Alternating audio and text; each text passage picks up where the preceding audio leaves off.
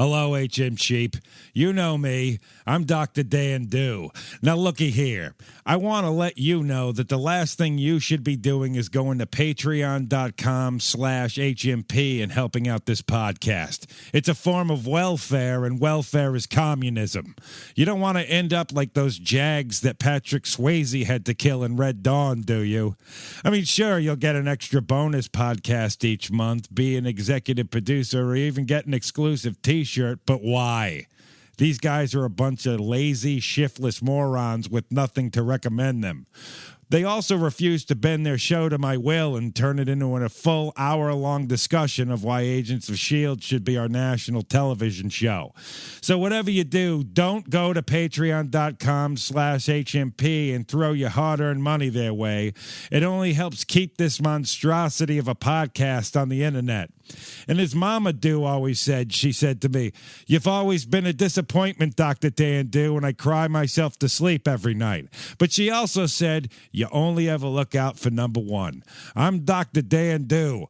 Burning Hades! Somebody once told me the world is gonna roll me. I ain't the sharpest tool in the shed. She was looking kind of dumb with her finger and her thumb in the shape of an L on her forehead. Well, ladies and gentlemen, welcome to Hero Movie Podcast, your greatest source for superhero movie discussion in the multiverse. My name is Adam Portrais, and I'm joined by Sean Keenan. Heidi remembers when Smash Mouth was cool. And Bruce Leslie. Are we reviewing Shrek? Oh, if only we were reviewing Shrek. Did Shrek have a comic book that we know about? It was based on a bookie book. On a bookie book? Is that what you're calling them now? A picture book, maybe, but not really a comic. No real comic connections. Oh, sorry, Shrek fans. No good.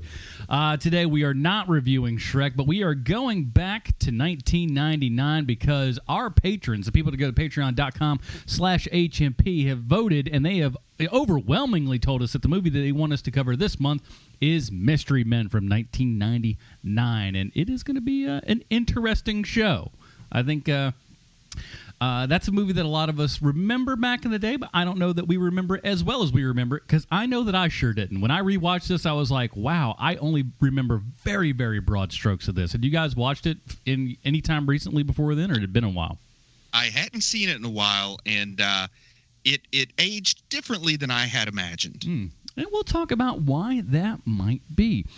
First of all, I do want to say this is the first time that we've kind of come back. We recorded 2 episodes when Bruce was down for Heroes Con and everything. So we do have a couple emails to get to. We'll get there in a second. But we also want to say welcome to the people that may have found us from Preacher Podcast, man. So welcome aboard. This is our other show that we do every single week where we review superhero movies and TV shows. So welcome to this one, man. We appreciate you jumping on board. And thanks for joining. Yeah.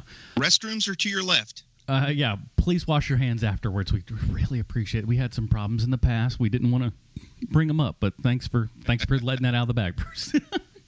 But yes, so like I said, every month, patreon.com/HMP. If you put in at any level here, you get to vote on what we do. Today we are going to be covering Mystery Men. But before we get to all of that, everybody, it's been a while, so we need to open up the old HMP mailbag. What do you say? Bale's here. All right, first email here is from Chad. Chad writes, "Hey guys, I love your show. I'm very new to the show and really podcasts in general. So you guys being my first," there's a joke in there, "makes me so lucky. I know I know how much Sean..." We are the lucky ones. Indeed. "I know how much Sean hates the direct-to-DC animated stuff, but after the slight disappointment of Suicide Squad, I was wondering if you guys could talk about Batman Assault on Arkham, that in my view really is actually a much better story overall. Or if you want another disposable one, you guys could do the Teen Titans Judas contract just to infuriate Sean and provide us with some great listening." "I was also hoping you guys could review a guilty pleasure of mine, the TV film Man-Thing. And guys, I really have to know, this is important, so keep this in mind, Sean. This is for you. Guys, I really have to know, does Sean really think Monk is the best TV show, or was he just being sarcastic? Because if he was being real, he is my new favorite host. If he was being sarcastic, he's dead to me. Love the show, guys, and keep up the amazing work. Can't wait to hear the thoughts on the new Spider-Man. And that is from Chad, superhero fan Chad, to be exact. Chad, thanks for the email, buddy. So, Sean, thanks, Chad. Monk, what say you? I like the show, Monk. I don't think it was the greatest show of all time. I think Tony Shalhoub is one of those. I will say this. I think Tony Shalhoub is one of those actors everyone just kind of like overlooks because he is more of a comedic actor than a dramatic actor. With that being said, he is incredible. He's an incredible actor. The reason why that show is on TV for a million years is because of him. If you have a lesser actor in that role, if you have, say, the good-looking kid from Supernatural playing that show is over. But this is a really good show. I love him on Wings. I always enjoyed Get a Life with Chris Elliott. What does that have to do with anything? I don't know. I just had to say something. Now I talk. Just throwing it out there, player. Just want to let everybody know what's up. Just thought you wanted to deal with that, Chris Elliott. I like Chris Elliott. I like Chris Elliott's daughter more. I think she's really good. Her little short stint there in SNL, she always was. She was a delight. Is that Missy Misdemeanor? Yes, it was Missy Misdemeanor Elliott. She was on SNL for a full season, and I hate your guts. Was her name like Abby? Abby Elliott, I believe. Oh yeah, that sounds right. Yeah. I don't know. No, I thought that's what you were. I thought you were asking her name. Before Bruce was trying to drop us in with some more. All right, anyways, let's move on to the next email. MTV's remote control was great. We're just naming things we like right now. Soap's good. Well, we're not beating that. Let's move on. All right. This one's from Matt. Hi, guys. I just wanted to thank you again for doing what you do. This has been a hard week for me. My parents are moving away soon and leaving my baby brother to live with me and my wife for a while so that he can keep his college schedule intact. And I lost a dear musical mentor of mine to a long battle with cancer just the other day. But in order to move along and not bum everyone out, listening back to the back catalog, the last few weeks' episode, the Black Wall-E jokes were hilarious. Really helped me through a tough time. The show is really important to me, and once we get back on track, I promise I will jump on the Patreon wagon because I love you guys, and you deserve all the support in the world. Thanks for helping me stay strong through this week with your jokes and your wonderful discussions. You guys are the real heroes. And Matt he's our, oh, come on, guy. He is our HM Creeper here, and as such, he has more emails, so hold on. We were away for 2 weeks, and then he's just like, I gotta let him know. Hey, guys, I hope you took my last email to heart. Mine are great, blah, blah, blah, blah, blah. Sean, the Indian pizza place manager from Spider-Man 2, is not the bad guy's second in command. He's Uncle Monty. I forget what we were even talking about. Snickety Lemon or what? The unfortunate stuff. Yeah, Lemony Snicket. Yeah, he's Count Olaf's second in command guy. Uncle Monty is what he writes. I love that guy. I love him. I could yell at you about how wrong you are, but that's a simple mistake. I've matured enough not to drag on stuff longer than the initial point out.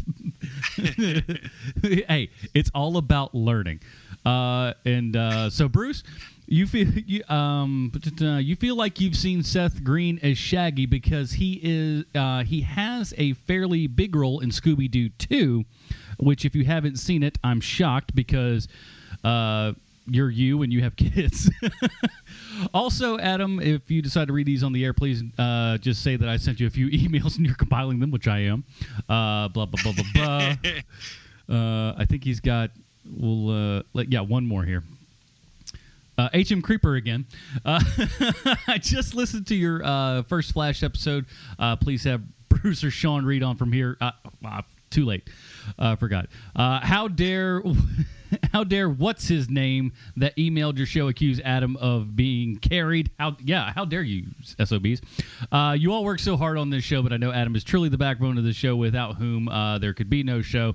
You're the greatest and all deserve praise. Yada yada yada. Thanks again for the best. Matt from Florida. Matt, trust me, anyone that kind of poo-poos on me, I get it. It's fun. It doesn't bother me in the least.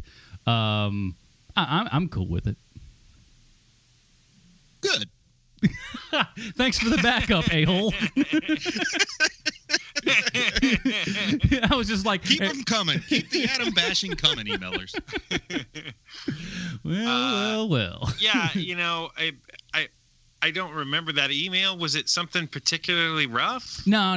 I think it was probably just one of our regular, jabs. Just how it's like, Bruce is great, Sean is great, Adam, well, you're there, kind of things. Right. Sort of deal. Which our is latest funny humdinger has a little fun with me, so what comes around goes around. Yeah. Now, do you have that? Because I don't realize it. Maybe it's been a while. Yeah, I've got it. Let's go ahead and do that. Give me just a moment. I'll pull it up. Well, while you're doing that, I'll go ahead and close the HMP mailbag. If you, yeah. Gee whiz. Bale's here. And as always, you can always email us at heromoviepodcast@gmail.com. And if you do so, we'll read it on the air. Even if you're like Matt and you email us 15 times within the last 2 weeks, we'll put them together and we won't call you out on the air or nothing. We'll just pretend like it's all one thing. So, it is what it is. So I'm going to vamp a little while longer here. Sean, what'd you do for your weekend, buddy? Was it fun? Well, I went to my daughter's orientation for 2 days, and there were so many people who looked like I did, where I didn't know what I was doing, and there's so many kids there that there's a lot of confusion. There's so much confusion that if you could bottle up all that confusion and use it as some sort of energy source, boy, we'd all be in a good place right now. I think that's some sort of mole man thing from Fantastic Four.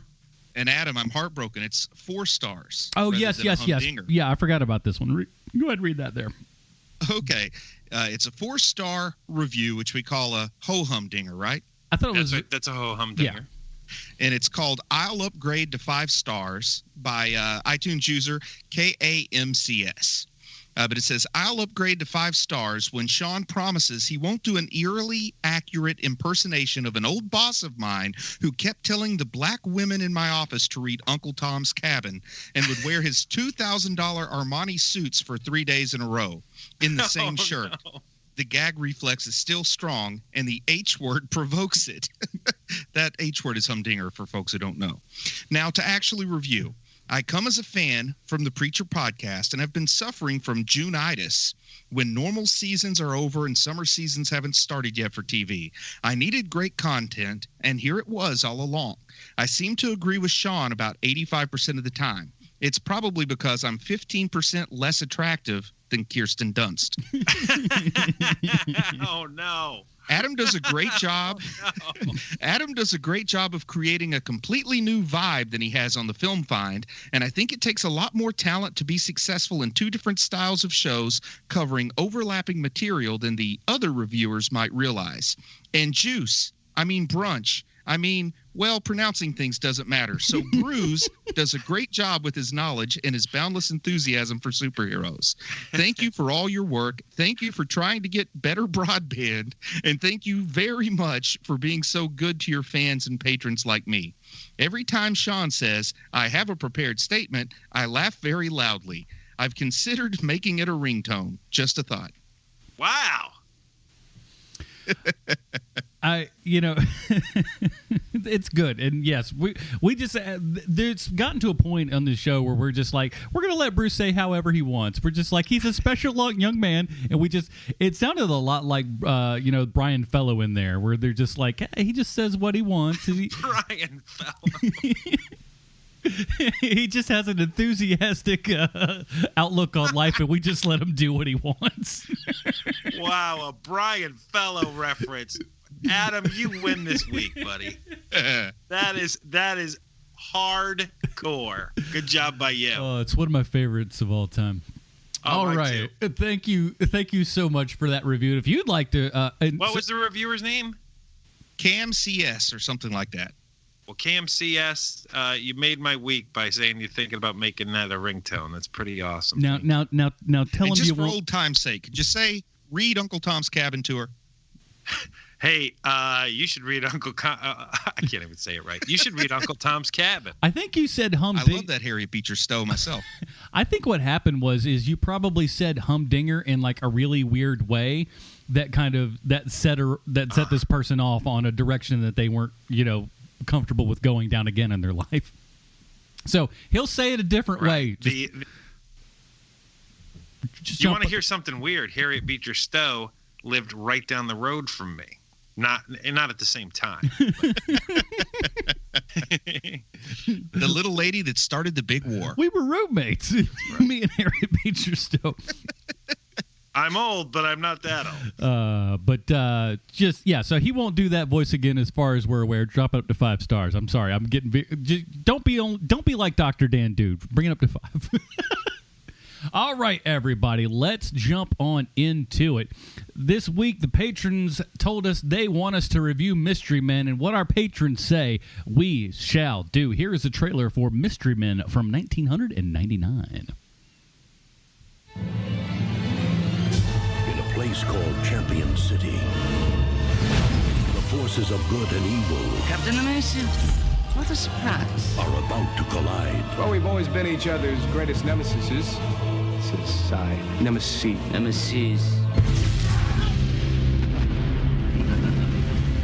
Now, with the city's one true hero missing, Captain Amazing is in danger. Kaboom!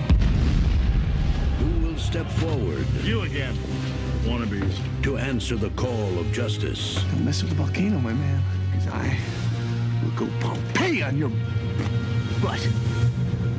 Oh, golly. They've been waiting for this moment The city's in peril, Lucille. all of their lives. Butch needs his vest back. Well, it's my vest, too. I bought it for him. But now that their time has come, I'm a superhero, too. What's his power? they're going to need all the help they can get. You gotta find a lot of superheroes really quickly. State your name and power. PMS Avenger. I only work 4 days a month. Is there a problem with that? No. I am the Waffler. Waffle Man! Am I too late to try out? Sorry. You're in. Wow, my first mission, and we're gonna rescue Captain Amazing. Here we go. Universal Pictures presents We need to talk about your plans. I'm going to kill you. Right, that's the part that really doesn't work for me. a new league of heroes that step to a different beat. Well, I am a ticking time bomb of fury. I don't find you threatening at all.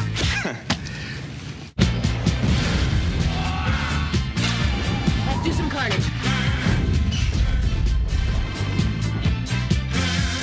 We're not your classic heroes.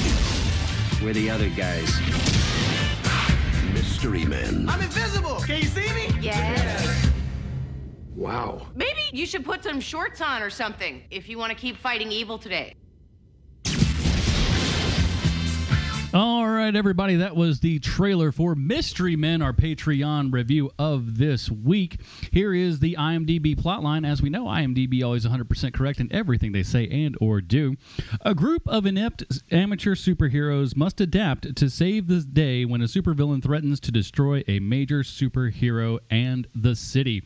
This is directed by Kinka Usher, starring William H. Macy, Hank Azaria, Janine Garofalo, also Paul Rubens. You got Greg Kinnear, Jeffrey Rush, Eddie Izzard, and I like to call him pint-sized Sean Keenan, Ben Stiller. I like that name for it. Man, I get it. I'm not even kidding. I get it like twice a week. Yeah, he does. Like, if you guys have not seen Sean in person, but here's the thing: if he'd have grown up. For Sean. This is a question for Sean here. Yeah. Which one of us is William H. Macy, me or Adam? Don't make me choose, Bruce. Please don't. Because I think Adam's Blue Raja. Yeah, I want to be the shoveler. Then you be the shoveler, Leslie. A guy who puts on some silly fake accent and really wants to be something that he's not, yeah, that's more like me. Oh, buddy. He's trying, God bless him. And I'm the guy that ignores my family for silly hobbies. This is true. We are the Mystery Men, everybody. Now, I know a lot of people out there think, Mystery Men, what is this? I don't know that this is related to anything, and that's why we have our good friend Bruce Leslie to give us the old comic book connection. Well, you're going to hear me talk a lot about a character who doesn't appear in the movie, because the Mystery Men are supporting characters created by Bob Burton that appeared in his Flaming Carrot comics. The Flaming Carrot was the centerpiece. He was a founding member of the Mystery Men, and the Flaming Carrot's origin story is not unlike my own. He was challenged to read 5,000 comics in a single setting for a bet, and as a result, the man suffered brain damage and immediately appeared afterwards as the Flaming Carrot. The Flaming Carrot's costume consisted of a giant carrot for a mask with a perpetually burning flame atop the head. In the mask, the Flaming Carrot has been known to store a few items, most notably a nuclear pogo stick. Now, the Flaming Carrot usually wears a white shirt with red pants and, for some reason, flippers on his feet. And, of course, it's the obvious reason. The flippers are there in the event he would ever have to swim, which, by the way, he never does. He also employs a few other non-essential items, which somehow manages to make them into weapons. He wears a utility belt, and in his utility belt, he has sneezing powder, silly putty, playing cards, a soap bubble pipe, and he also has some plungers that he uses when he needs to climb walls. He's used this equipment of his to capture what have been called battle clones of Hitler's boots, which were sentient footwear that tried to take over the world. His infamous phrase is "ut," and inexplicably, women seem to be attracted to him. Dr. Heller is a good friend of Flaming Carrot as well as the Mystery Men, and he is the creator of the flamethrower in the Flaming Carrot's mask. Now, the Mystery Men had some names in the comics that movie fans will recognize and some that they won't. They included the Shoveler, Mr. Furious, Jackpot, Screwball, Captain Attack, Bondo Man, Jumping Jehoshaphat, Red Rover, the Strangler, the Spleen, the Metro Marauder, Hummer, Discman, Star Shark, and Zeke. To the best of my knowledge, there was never a Bowler, Blue Raja, Sphinx, or Invisible Boy in the comics. Now, the Shoveler was a ditch digger named Stan Belarski, and he actually had a sentient shovel that spoke with a Shakespearean flair. Mr. Furious was a car repo man in the comics, and he would get so angry about crime that he would become impervious to bullets. The Spleen, well, he's pretty much what you see in the movie. He can break wind with gas that's so toxic that those in its path pass out. He got this power in the comics not from a gypsy, but from a chemical accident that mutated him into what the comics described as a genetic hippie. Now, there's a lot of interesting stuff in Bob Burton's comic book world, but my question is, why do you make a movie that is essentially a Flaming Carrot movie without the Flaming Carrot? I think the answer is in the name, Flaming Carrot. Yeah, they thought I can tell you they thought it was too weird. So they were like, hey, let's get rid of the main character of this book and use all these hilarious sidekicks here. That feels a lot like, the guy that wanted to make a Superman movie without a cape and where Superman needed bodyguards and starring Nick Cage. Like, sometimes people, you wonder why they want to adapt the property when they clearly don't think it's very good. You're right. That's kind of Burton's whole deal, though, man. He's just that one wasn't Burton. That was that Peters guy. Well, it's all Bob Peters is it's still the same thing for all the stuff. You're right. Though. I'm sorry, Adam. It is John Peters. Yeah. Sorry. Yeah, so, he was the one that said we can't have a cape and he has to fight a polar bear. Yeah. Yeah. So he's a fancy boy, he is. And now he's fought tons of people, if you'll all remember. I want you all to remember that. He is a cage fighter. He's a BA if there ever was one, and he's coming for you and your family, so watch your neck. And he was a hairdresser. And a hairdresser. Well, it all stems from the hairdressing, to be frank. Do you know how many ladies I had to slap for not tipping me enough? Excuse me. I used to do Streisand's hair. Smack. So yeah, man, the year is 1999, and we're in a weird place with comic book movies, man, because we've gone off the ledge of Schumacher's Batman, but we are yet to hit the renaissance that is the X-Men movies. Yeah, this had to go into production before comic book movies took a serious turn for the good. So I feel like the last influence that would have been about when this movie was being made was Schumacher. Now, the director of this movie, and we'll kind of get to some of the stuff about this guy and kind of why he was what he was. But his name is Kinga Usher. I don't know if that's his real name or not. It seems to be, but parents are weird, I guess. He doesn't have any other real proper directing credits, nothing movie-wise. Turns out he's actually a commercial director. The biggest thing that you probably remember him from was he was the guy who did the first Taco Bell dog commercial back in the day. Oh, okay. So he did, and if you go through YouTube, you Google his name, throw it into YouTube and stuff, you'll recognize a decent amount of his commercials. I mean, he's not quite the level of Michael Bay, who's in this movie, who he was friends with and got obviously some work for the Got Milk ad, which Michael Bay was the initiator of the Got Milk ads. So he did a Got Milk ad with like a magician and a hat where he pours out the milk and all the old people are like, lock the doors, they're going to beat this magician to death. He directed that one. So, but prolific commercial director, but this is the only thing that he did as far as film goes.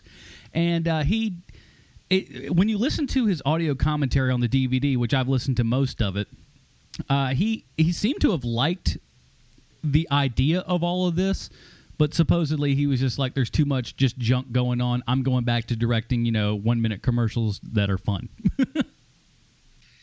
Yeah, I do like the Wikipedia entry for Kinga Usher because it says his feature film debut was 1999's Mystery Men. After that, he did not return to feature films, but continued to work on other projects such as a Bridgestone ad. Like, that's almost verbatim how it goes.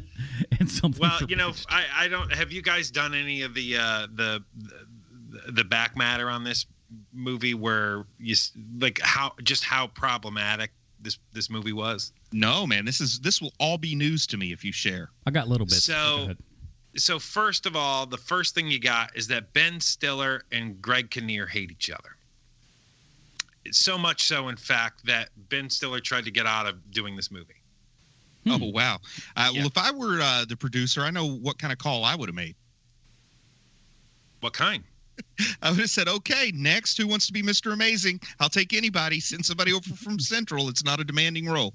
I'm going to keep Ben Stiller, and I'm going to send, what's his name, back to daytime basic cable.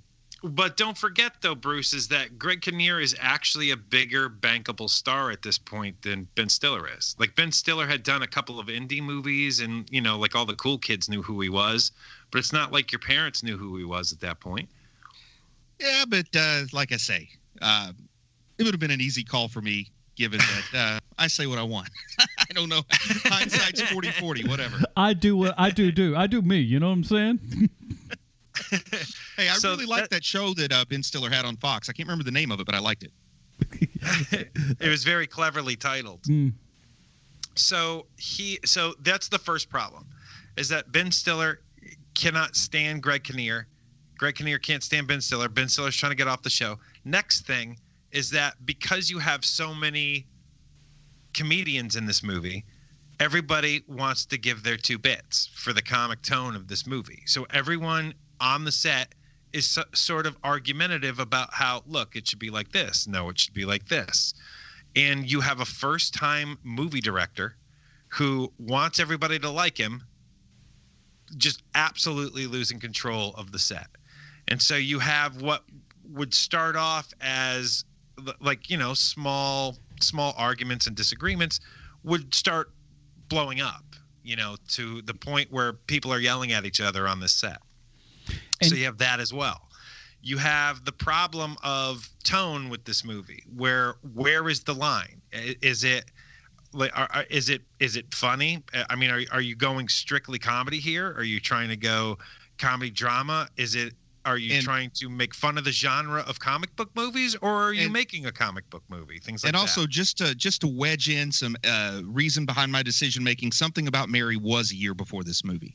Yeah, I mean, Ben Stiller is a big star. Without a doubt, Ben Stiller's big, but he's not Greg Kinnear at this point. Greg Kinnear had when was it As Good as It Gets? Is it right? It's about this era, yeah? It's right around that time. So he was starting to kind of get more, again, as we were talking in the pre-show, which is available at patreon.com/HMP, that Greg Kinnear got a lot more clout than he probably deserved, much earlier in his career. Right. And yeah, he was probably, of the two, definitely seen as the bigger star, who had the most star power, if you will. Right, at that point. Because Greg Kinnear can open movies. Ben Stiller is getting there, but not quite there yet.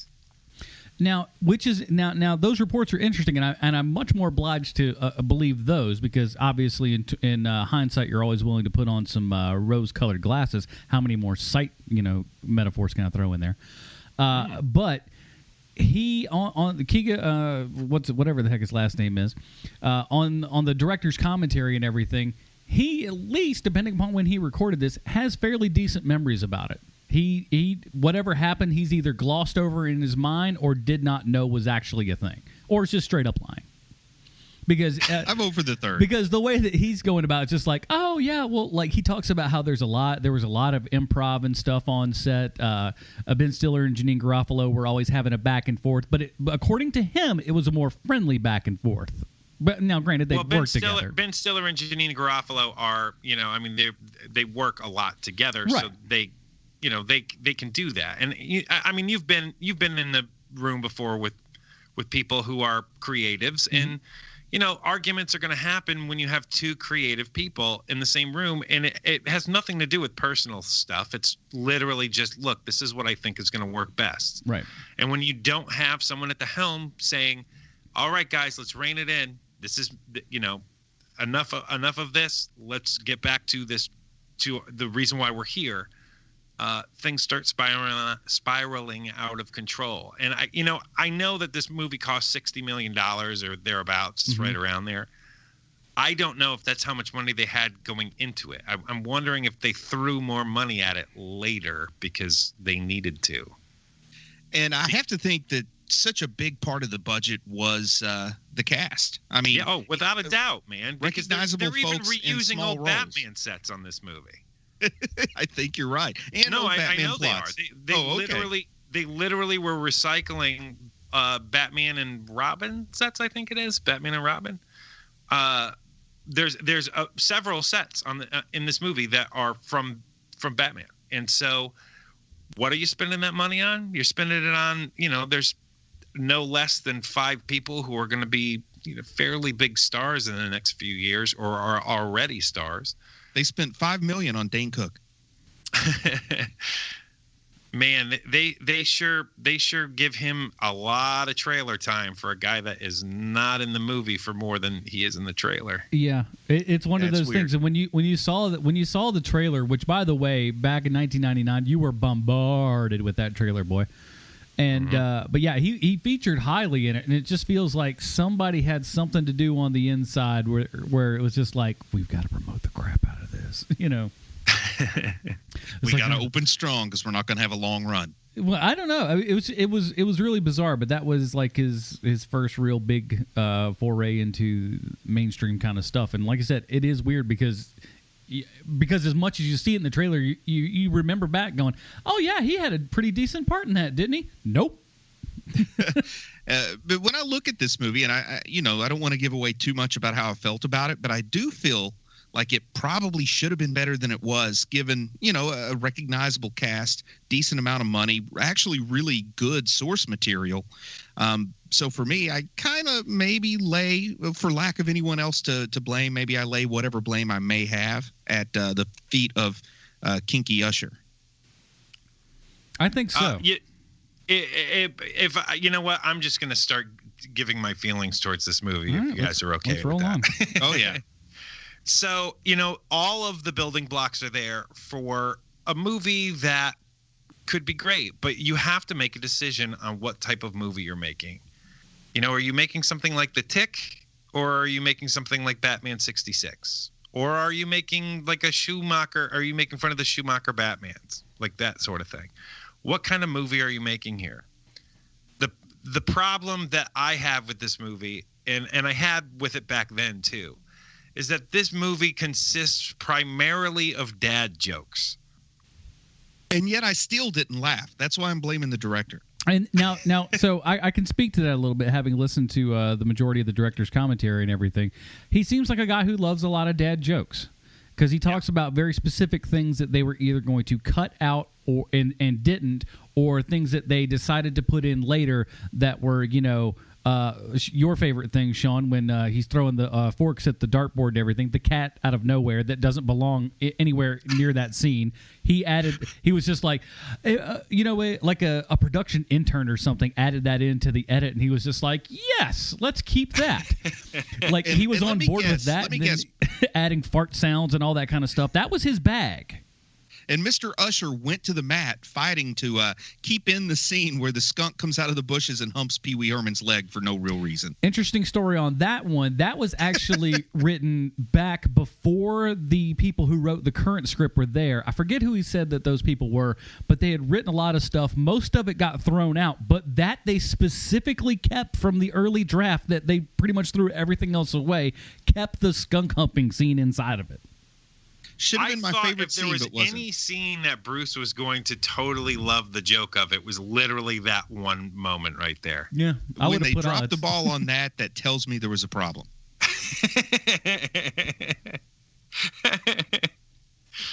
Guys, why am I not laughing hysterically? There is a skunk humping Pee Wee Herman's leg. I just imagine Bruce sitting in his living room chair, watching this, seeing that on screen and going, I'm not laughing, and then just touching his body and going, am I dead inside? What's going on? Yeah. This should be hitting all the right buttons, but it's not. What's happening to me? He should have named the skunk Stinky and had him as a sidekick for the rest of the film. Yeah. Without a doubt. It seems like an easy layup, doesn't it? I mean, geez, guys. Yeah.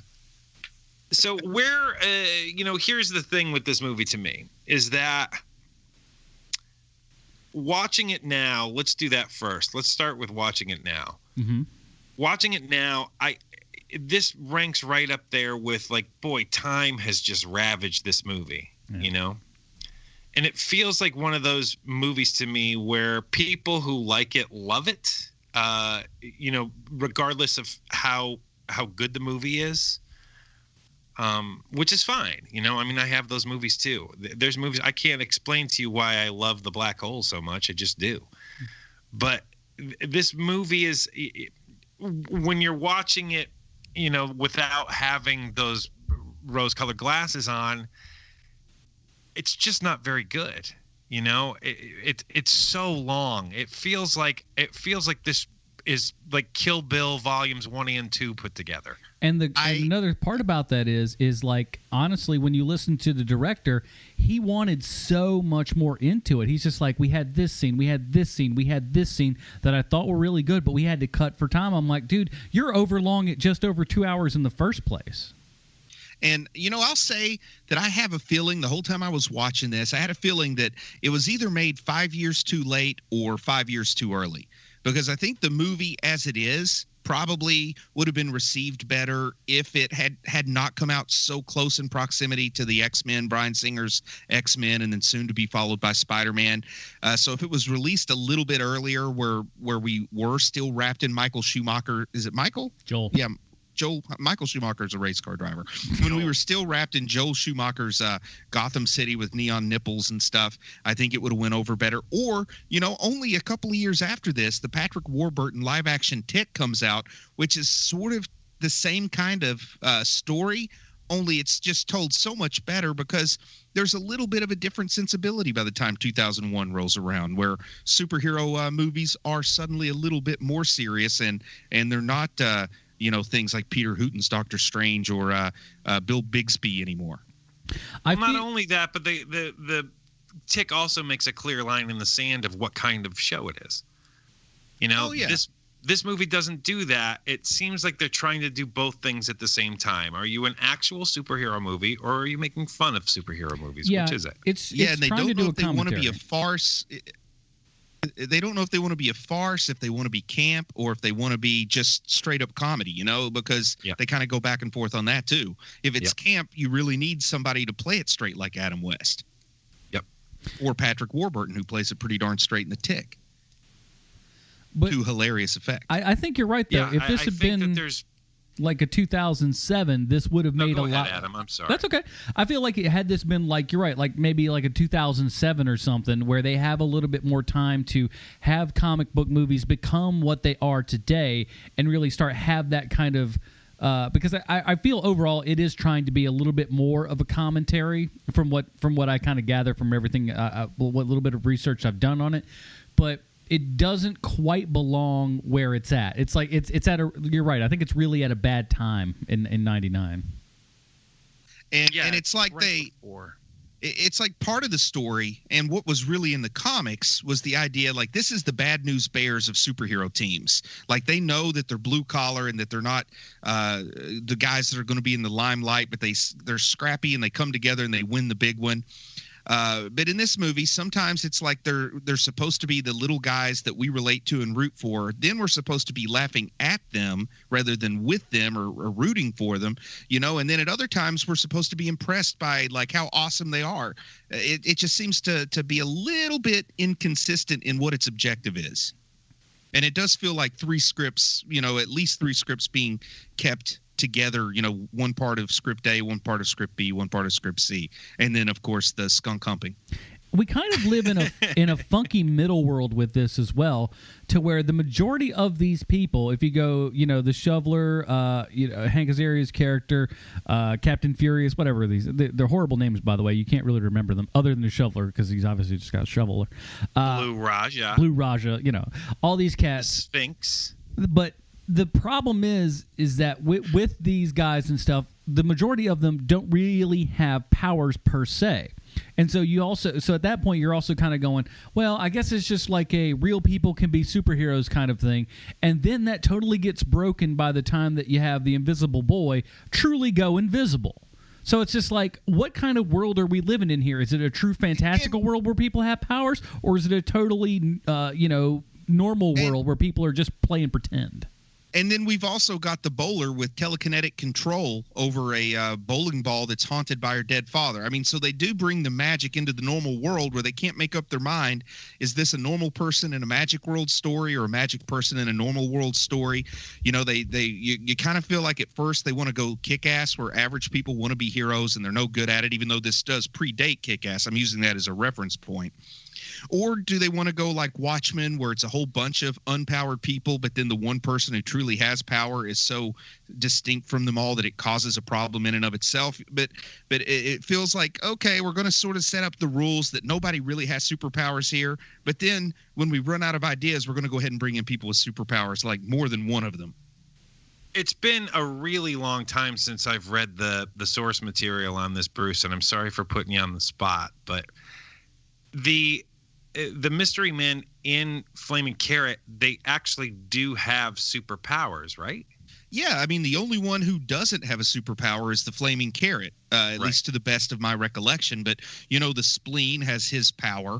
Mr. Furious is bulletproof. The Shoveler doesn't have superpowers per se, but his shovel is a sentient shovel that is sort of like the Excalibur of shovels. Like, it is the best weaponized shovel that could be imagined. Well, I always imagine the Shoveler as sort of like Green Arrow, where they don't say that he has superpower. He's just super adept at his shovel. Well, they take it a step further, and he discovers a magic shovel somehow. So he does have a magic shovel. Like they do. That's great. To the best of my recollection, I haven't read every issue of these comics. You know, they've been around since 1979, published erratically under different, distributed by different imprints and such. But to the best of my knowledge, it's like the central character, the Flaming Carrot, is the only one who doesn't have superpowers. He's just mentally ill.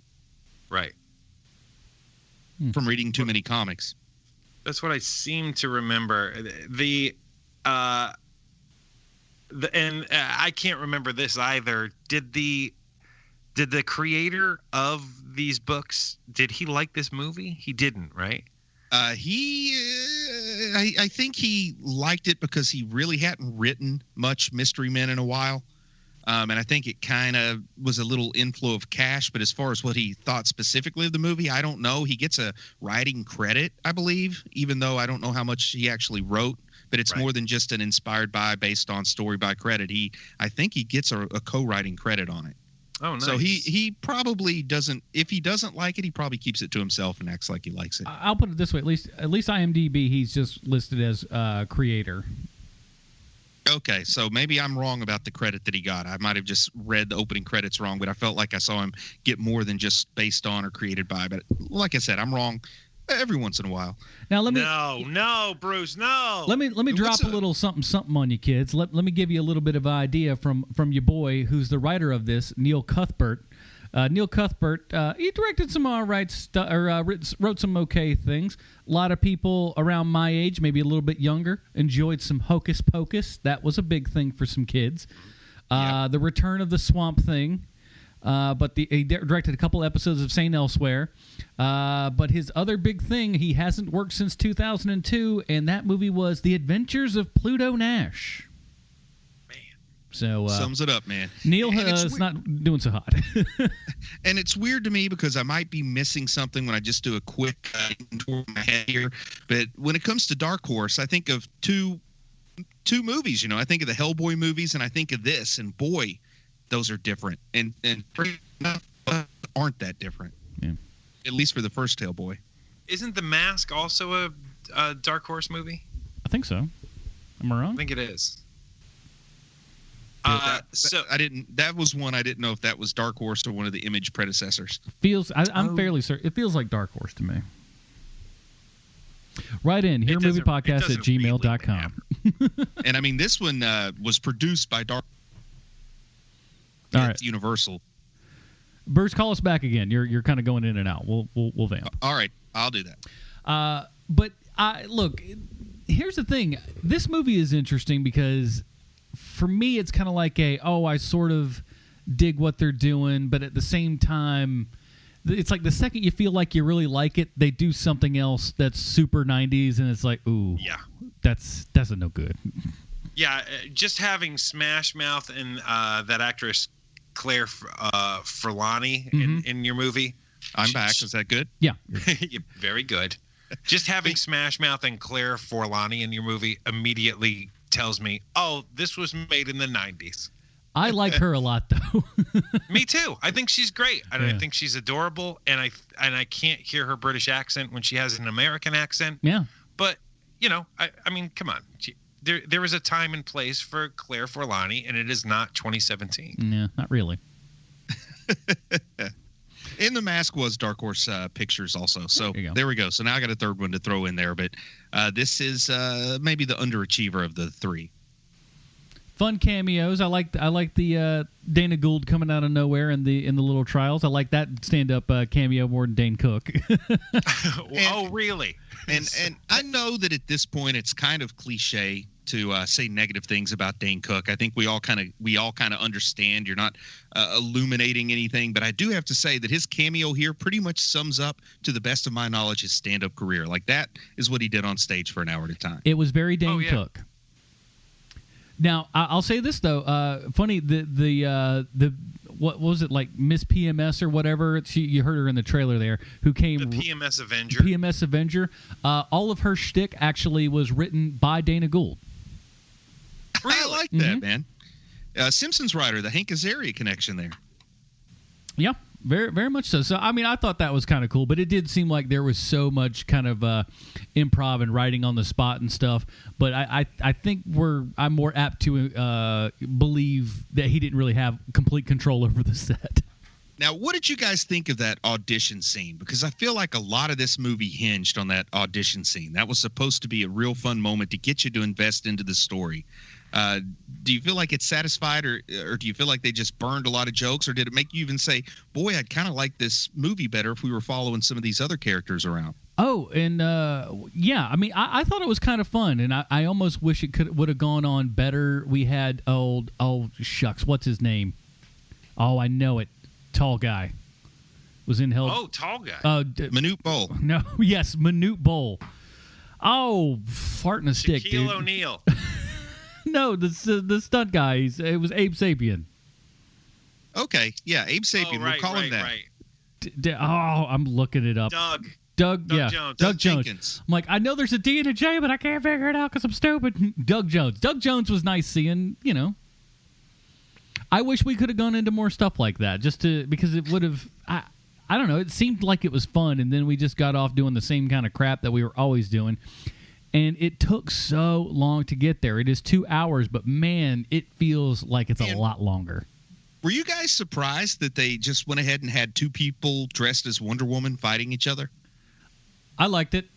I mean, that was straight up. Those were straight up Wonder Woman costumes. Yeah, pretty much. I'm just kind of shocked they decided to risk that. You know what I mean? I could see Warner Brothers sending them an old C&D letter for that. To me, it was like it was just off enough. It was a Rob Liefeld of costume designs. Man, I feel like they went to Party City and bought two Wonder Woman costumes. Off-brand. 1999. They just say "Fantastic Woman" or something. No, they say "What a Woman" instead of Wonder Woman. Wondrous woman. I like this scene. I think it's the best scene in the movie. I think that they needed to go and do a rewrite on this scene, though. The jokes are the same. It's the same, like the same three jokes for the way that they're naming superheroes. They're wacky, and they're wacky. Did you know that? Or they're just dumb. The joke is, okay, let's, gee, we got Dane Cook for the day. What are we going to do with him? Hey, there's a waffle iron in my trailer. Why don't, it reminds me of that Halloween costume skit that Adam Sandler used to be, where he would just take a tea bag and put it in between his teeth and say, look at me, I'm Teabag Man. Give me some candy. Give me some candy. Like he would just take random objects and claim that was his costume. It really felt like that. We got a tutu lying around. I'm sure we can put that to good use. Yeah, Ballerina Man. We stole a squeegee from the gas station. That works, Squeegee Man. Yeah, there's a whole lot of that in this movie, and there's not nearly enough creative jokes in the scene, specifically in this scene. And I think Dana Gould wrote the only one that seemed a little clever to me. At least there was a joke there other than random object themed superhero. Where are the pencil heads? Yeah. I mean, you can have like one of these little generators where you have a list of 20 items and you roll a 20-sided die. Whatever it lands on, you just put man or woman after it, and that's your funny character. Now, to me, this is height Janine Garofalo for me. I was going to add the words peak Garofalo, so I think that's pretty much the same thing. Yeah. Peak Garofalo in this. I think she's great. I think the whole role is great. For those of you that are too young, that's what chicks look like in the 90s. And I got to tell you, man, I was really a fan of the green highlights in her hair. I thought this was peak Garofalo, man. I'm just going to say that again, that I was impressed with Garofalo in here. Yeah, I can't tell you how many times I went on a date with girls who looked just like that. I seem to have my fair share of dates with the Reality Bites incarnation of Jean Garofalo, which is not Pete Garofalo. But she was really good, and it's like, Janine Garofalo is fine, but boy, she's gotten so angry in so many years. It's just like it seems like there's still hope in her eyes in this movie, man. I definitely liked her better in this one than that one where the big dog pulled her around on roller skates. You got me, buddy. I don't know. Yeah, I don't know what that is. It was something about cats and dogs that she was in with Cameron Diaz, I think. But she gets pulled around by it was in all the trailers. I vaguely remember the trailer. I vaguely remember that trailer. But no, I didn't watch that. Wasn't going non-Garofalo movie. Let's go to a Garofalo movie with her and the gal from What's Up About Mary. Let's do it. But no, she was good. I like the character. I like how she talked to her dad. But really, in the reality of all of it, she would have pushed these bozos to the side and said, wait a minute. You don't have a power. You don't have a power. You just fart a lot. You say that you have a power, but no one can prove it. I can make this ball roll around and kill people. I am your leader now. You will bow to me, and we're going to go get revenge. She wouldn't be like... I feel like the writers needed to call that out. They needed to have someone ask her, maybe someone like Captain Amazing or someone like the Sphinx say, why are you even with these guys? So she could say, well, I don't have a car. Give us some reason why she's with her. Anything. Because there's no reason that she should be there. Let's talk about Jeffrey Rush real quick because we haven't mentioned him yet. Why is Jeffrey Rush in this movie? I think this movie got made because Jeffrey Rush is in it, to be honest with you. And I'll tell you, there are three people in this movie who are giving it every bit of their muster to make this movie work. He's one of them. I think he is all in on this project. You know, it's unfortunate that the project is not great, but I love watching him be great in this movie because he is awesome. Casanova Frankenstein is the takeaway character from this movie. You could pluck him and put him in something else. Like, let's say, I don't know, a Pirates of the Caribbean movie is the bad guy, and he would be just fine. And Eddie Izzard, man. Eddie Izzard's in here as the disco devil or whatever. But he doesn't have anything to do. Like, there's nothing to do in that movie for him. I mean, though we weren't a big fan of the show Powers, just watching Eddie Izzard's villainous performance in Powers and comparing it to this, it's hard to believe that's the same guy. You know what I enjoyed? Man. The Johnny disco Royale songs. is a lot different than the Disco King or whatever his name is. I enjoyed all the disco songs. Every time we go to a different scene, it's yet another disco song. Even if they're the shots were very close together, still completely different songs. Some reason I dug that. Because it was so corny and silly. And Casanova Frankenstein also showed me what the most frivolous thing I would do if I ever got insanely wealthy is I would definitely buy a stretch limousine made from a Corvette Stingray. Like that is now on my bucket list. Yeah, that was cool. The other person who I think there's two other performers in this movie who it's just like, wow, they really are they are all in. Paul Rubens is another one. Mm-hmm. You know, he has the dumbest one-note joke in this movie, and he's just all in. You know, there's a skunk hump in his leg. He's constantly asking people to pull his finger. He's disgusting in every way a human being can be disgusting in this movie. He's almost got that you can't look at him too. That he's almost that he's almost too disgusting to where you're looking at him like, oh God, this is just gross. Yeah. He needed to be one layer of slime down. Yeah. But he is, he is giving it his all. And you have to, for me anyway, I really enjoy watching actors who are like, look, I don't believe in this project, but I'm going to give it everything I have. And I believe he was method, you know? Now, I'll tell you who gets away with having probably the best time on this entire thing, and that's Kel Mitchell, man. Kel Mitchell got to hang out with so many of these people and have one-on-one scenes with them. That if you were that actor, I just think that would be a blast of a time. It's just like you get your own stuff, you know, with everybody. You got Paul Rubens, which I'm sure he grew up with Pee Wee Herman, you know, because he's around my age. So he grew up with Pee Wee Herman. Then you get a scene with him. You get scenes with Stiller. You get scenes with all these big dudes. I don't know. To me, that would have just been really cool to he looks like Cisco. I'm just glad Kel got a role instead of Keenan. You know, because I feel like I've seen a lot of Keenan since Keenan and Kel went off the air, but I haven't seen much Kel, so it's nice to see him. No, you'll hear a bit of Kel at the end of the program. Don't worry. Mark me down for Team Kel. Oh, yeah. Man.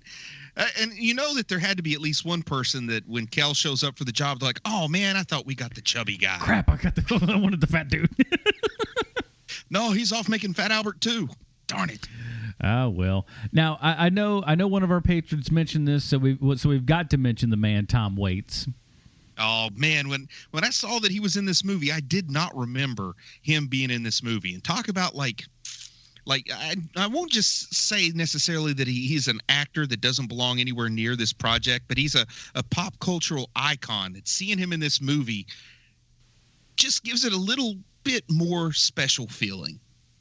We need a man who sounds like he gargles rocks in the morning. Who do we got? It just seems like the oddest choice of a lot of odd choices that were made in the casting here. He seems like he may be the oddest, but he actually, you know, he does a good job. But he does do a good job. I'll say this. I thought something that was very interesting on how all the weapons and stuff that he goes through and devises and whatnot are all non-lethal. I thought that was a cool little twist that, you know, normally don't see in these kinds of movies. And when the guys with the guns came up, they laughed at him just like, well, what is this? Now they're trying to also squirrel their way out of it. But they're like, hey, what do you need guns for? You don't got any powers? What's wrong here? And then all the weapons that they get are non-lethal weapons. I thought that was kind of a neat little twist to put in there. Yeah, I thought that was good. And that is different from the comics, from the source material. And the source material, the mystery men tend to kill more people than the more powerful counterparts they have, just because that's kind of the only way they can win is to play dirty. Let's see. I like how Ricky J tells us he's not a magician. He's just a PR guy. And as soon as, he introduced the Shrinkinator that shrinks people's clothes, I knew, okay, so we're going to see this used on a room full of women, and they did not disappoint. Mm-hmm. Of course. The other person that I think is giving like every bit of the performance is Hank Azaria. Hank Azaria is so, not that he's great in this movie because he, it's a movie.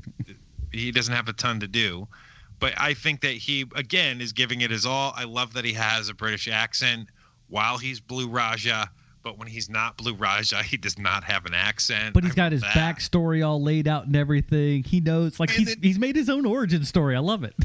Something I want to point out, too, is that I know that Hank Azaria is magical with voices, and I know that he probably could have done an even more convincing British accent, but he gave us like the Simpsons version of a British guy, not only because he works with the Simpsons, but the character Blue Raja probably would be a little bit more pompous, and I thought that he gave a great performance, which sounds weird to say, but with a few touches of subtleness that the other performers didn't have that worked well for me. It was my favorite character. I'm just glad he didn't do a poo. At least he didn't do a poo, right? At least he didn't do a poo, right? I mean, I know. And when you hear the character's name is Blue Raja, if before you see the movie, your expectation's going to be a poo. But no. What do you want to bet that they were trying to push for that for him too? That's why they got him. Yeah, I like the idea that he comes in and says, well, but then it was part of the British Empire, so there was an Imperial Raja who was the governor who was actually British. I like how he really goes to great lengths to explain his name instead of just going with it.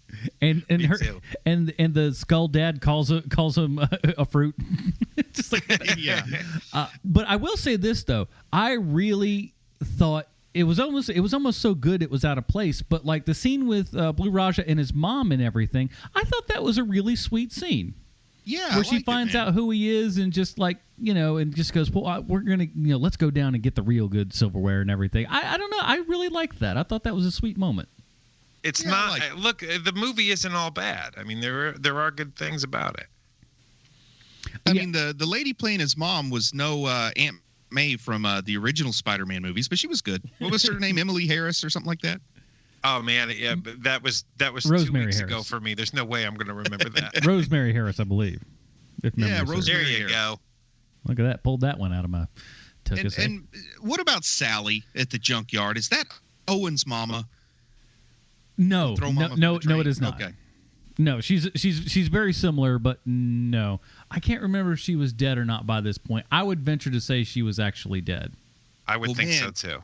I'm just looking at that lady and thinking, how does it feel when you get that phone call that you're being cast as the hideous, cruel old woman? Like, there's no way she's getting any role other than hideous, cruel. Like, she can barely speak. She has some sort of speech impediment or something. I mean, that they're not calling her for her acting skills.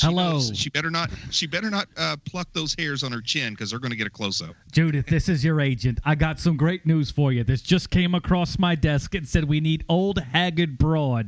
You are perfect for this. Get down to Universal ASAP. Don't hang up. Don't hang up. Can you learn the words junket and say it over and over again? Junket. Very good. Very good. You know what? You're going to go far in this Hollywood. I tell you that right now. And I did kind of like the design on that sort of anachronistic looking paramilitary vehicle that they have at the junkyard that they use for the end of the movie. I like the way that looked. That had a little bit of a Batman the Animated Series feel to it. Yeah. Kind of like a train, but it's a truck. There was something funky about that thing for sure.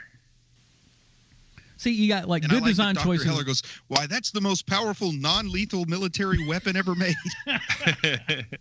You got great design choices like that, and then you have, AstroTurf by the pool. So, you win some, you lose some, I guess. Yeah, during the whole tryout scene there's just AstroTurf all around the pool. In all fairness, they did film that at the Brady Bunch house. Fair enough. Wow, man, that's crazy. It's it's not good. Now, I will say this. This is another good little point that they kind of put in. Number one is you never got the cliche Janine Garofalo, you're a girl, you can't be in the group kind of thing. Or there was never anything said about her being a chick, which was nice. Right. You didn't get that cliche garbage. The only cliche you got was the spleen kind of trying to hit on her all the time. I kind of like that though, and I loved her brush off stuff. I thought that was fun too. And also, there had to be a big temptation when you're writing this story to have Janine Garofalo be the love interest of Ben Stiller rather than the lady that is. And I applaud them for not doing that either. Well, that was actually on the director's mind because he did realize that they got along together well, but they were already well enough into it and had the Claire Forlani's character in there, so they were like, "Nah, we can't push that." But they were thinking about doing that. And those two had worked together on at least two projects before this, so they knew each other well, I would assume. Oh, absolutely. And the other thing that I like that they didn't make any sort of big deal of was William H. Macy's family. You just had a family there, and that was it. And like the kids are super cute, the wife is great. That's again, they just played it, and it was great. One thing I will say. Both William H. Macy and the woman that played his wife look way too old to have kids that young. They do, don't they? They look like they're in their 50s, and they got like a 7-year-old and a toddler. William H. Macy looked old forever, though. Like That's true. He's kind of stated that he's been 50 for about 30 years at this point. Very true. Anything else we want to say before we kind of wrap this bad boy up? As interesting as the casting was, for the most part, I liked it. I don't quite understand why they chose the person they chose to play the Sphinx. That one did puzzle me a little bit. Yeah, he's okay. Like he's been in a couple things, but he's pretty good, But he is a person of Cherokee heritage, member of the Cherokee Nation or what have you. So when you have a character named the Sphinx, that seems like an odd choice, for a Native American actor to play that. And then kind of plays a little bit into stereotypes with the wisdom, but then all the wisdom's kind of just bunk anway. But I love how that didn't seem to match up well, and I don't blame the actor for that. I just don't think it was a good fit. Yeah, I love though how the Furious goes and just points out just like, oh, you mean like this crap? Yeah, because it's because I know what you're doing. This is stupid. And just straight up points about, it's like, was that what you're going to say? Well, not exactly. And I do like, I guess, that they did have him as the Sphinx instead of going WWF style and having him Chief J Strongbow or the War Chief or something like that. That would have been bad. That would have been bad. All right, before we get down to our final review here and everything, we have to find out how this movie relates back to the most important man in Hollywood, Sylvester Stallone. Say, thanks, Adam. I have a prepared statement. When she was young, Winona Ryder babysat his kids. He created an instrument called the Strata Dumpster, which is a dumpster that he turned into a guitar. He sued the chip company Frito-Lay for using one of his songs in a commercial and won. And he sang at Spike Jonze and Sofia Coppola's wedding. He's Tom Waits, and he plays Doc Feller in Mystery Men, a movie that Ben Stiller tried to get out of doing. Ben Stiller. Little Fockers, totally on board. Mystery Men, no thank you. Well, I can't confirm nor deny Tom Waits was allowed to do whatever the hell he wanted to on set because watch the movie and you'll agree with me. Weirdly, Tom Waits has acted in 37 different projects, which seems like a lot for a guy that once said, and I'm quoting here, "I hate Disneyland.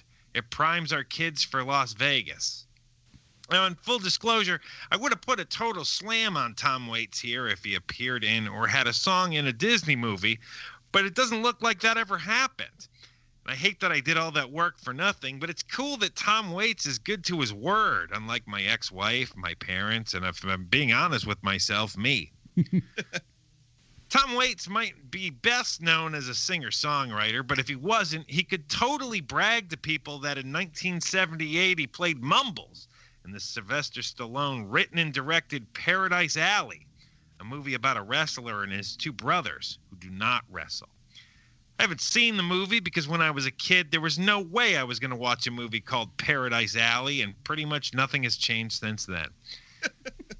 Sylvester Stallone actually wrote this movie before Rocky and tried to sell it to producers for years, but for some reason, when you walk into a movie studio with, "I've got a great idea for a movie about wrestling corruption in the 50s, and Terry Funk is in it," producers don't want to throw their wallets at you. But once Rocky became Rocky, producers were willing to look at the script, and Universal Pictures greenlit the idea, and they got on the Terry Funk bandwagon. I wish there were crazy banana stories from the set of Paradise Alley, but it seems like this was a pre-Monster Ego Stallone. There's no story where Armand Asante didn't storm off the set screaming, "Armand Asante will smite you terribly." And Ann Archer wasn't all, "I'm Ann Archer and I've had quite enough." This is good to hear, but it doesn't make for great storytelling. So I'll end today's Stallone connection with a quote from Sly himself about the making of Paradise Alley, and I'm quoting, "It should not have been made at that time, and probably not with me acting in it." So there you have it, HMPers, this week's Stallone connection. Now the Waffler and PMS Avenger. Let's put our final thoughts into Mystery Men so I can go back to not thinking about Mystery Men. All right, let's break it down now. For those of you that are new to the show, we don't have letters or grades or anything else like that. We've got our own silliness called the Robin Rating System. Now, if you want to see how that breaks down, head on over to facebook.com/Hero Movie Podcast. It's right there at the top of the page. And while you're there, why don't you go ahead and hit that like button, man? We're almost at 2,000 likes. We'd really appreciate that. Let's start with you, Bruce. Where does Mystery Men fall on the H&P Robin Rating System for you, sir?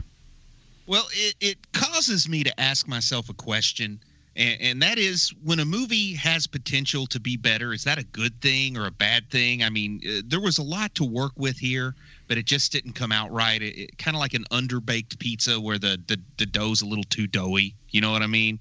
I know that the source material's good. I know that there were enough actors and enough recognizable faces that this could have been something. There was enough of a budget that I feel like this could have been a little bit better. I think I have to lay the blame, like I said before, at Kinka Usher and the screenwriter that later gave us the timeless classic Pluto Nash. Is that what you said, or was it Blank No, Man? that's the director, Kinko. Kinka only did this. The writer This actually was Kinka's only movie. Right. It's that other guy, the guy that wrote Hocus Pocus, that also went on to write either Blank Man or Pluto Nash. I've already forgotten at this point. But anyway, I'm going to give it a Damian Wayne because, there's enough interesting that it's worth staring at it for a couple hours. Be better, like Adam said, is 90 minutes. Definitely could have been better, though, man. There's a lot of the right pieces here. But rather than trying to put the puzzle together, they just grabbed a hammer and just started smashing against the pieces till they fit. Smash them together. Sean. You guys already know my thoughts on when it comes to anything like this, is that if it is something massively, beautifully wonderful, I'm all on board. If it's something where they are really trying for something great, but it fails, I am all on board. The thing that gets me the most is mediocrity. That is what makes me mental. And this movie is mediocre. It is completely forgettable. Like you, Adam, I saw this movie when it first came out. I don't remember if I saw it in the movie theater or at home, which tells you how forgettable this movie is. So for me, this is a Dick Grayson movie because it is so mediocre. Okay, you don't mean Dick Grayson. Yeah. I'm sorry, not Dick Grayson, Jason Todd. Sorry, okay, guys. Just wanted to help you out there. Dodge the bullet. Thank you for the save. Thank you for the save, sir. Yeah, it's just there, you know? It's just there. And so for me, it's a Jason Todd, this movie. Yeah. I gotta, like, I've been kind of going back and forth in my head a little bit through watching it, listen a bit through director's commentary, and even through here. Because my initial thing says go Damien, kind of right there in the middle and everything. But there is something about it. There's enough small elements in it that I'm going to give this a barely Carrie Kelly. So, like, it's for the time and place that it was. And if you can put yourself in that era and not bring anything that you have today, you'll be okay. I think this is a movie that a lot of us look back on, and I know that I did before we rewatched and everything, a movie that we look back on and we think is a lot better than what it actually probably was, or doesn't age as well. So what I would suggest for those of you out there that, remember liking it and everything, go to YouTube, Google the trailer. It's a good trailer. Watch the trailer, have fun, and walk away with your memory. don't go watch it again because it's probably not going to hold up to what your memory of it was from back in, late 99.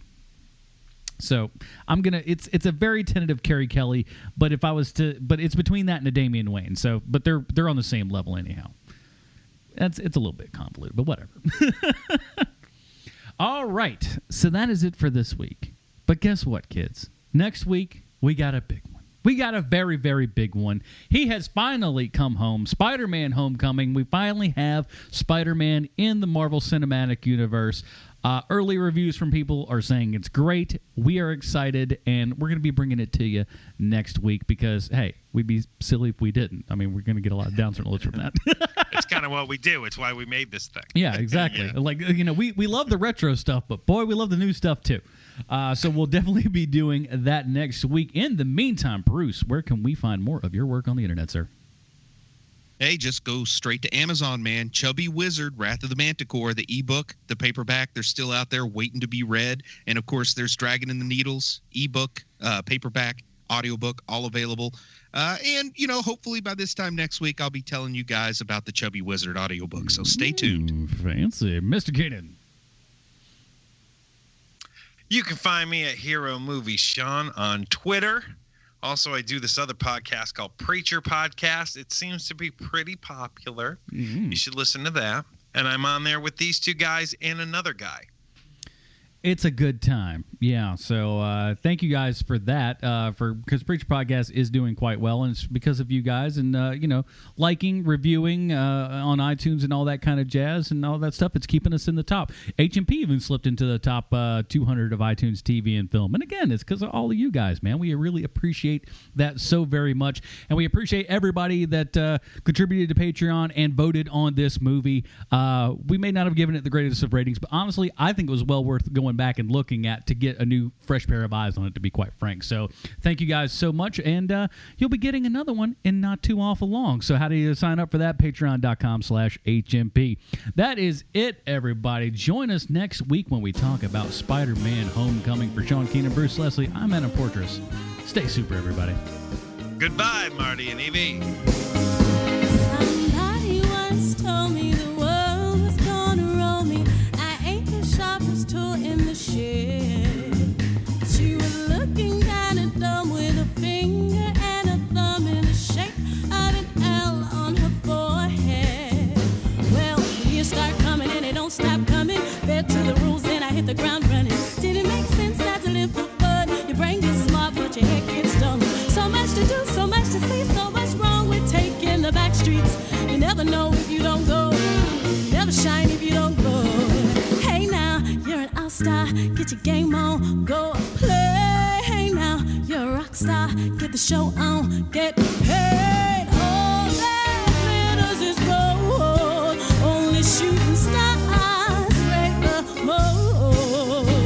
It's a cool place and it only gets colder. You're bundled up now, wait until you get older. But the media man begs to differ, judging by the hole in the satellite picture. The ice we skate, it's getting pretty thin. The water's getting warm, so you might as well swim. My world's on fire, how about yours? That's the way I like it, and I never get bored.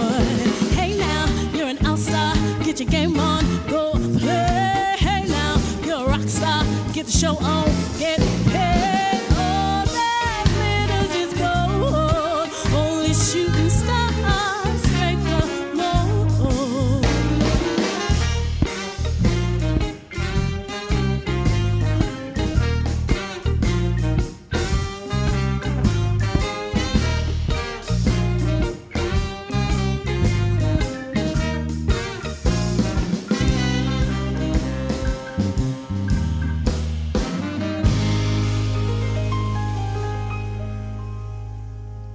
Somebody once asked, could I spare some change for gas? I need to get myself away from this place. I said, yep, what a concept. I could use a little fuel myself, and we all could use a little change.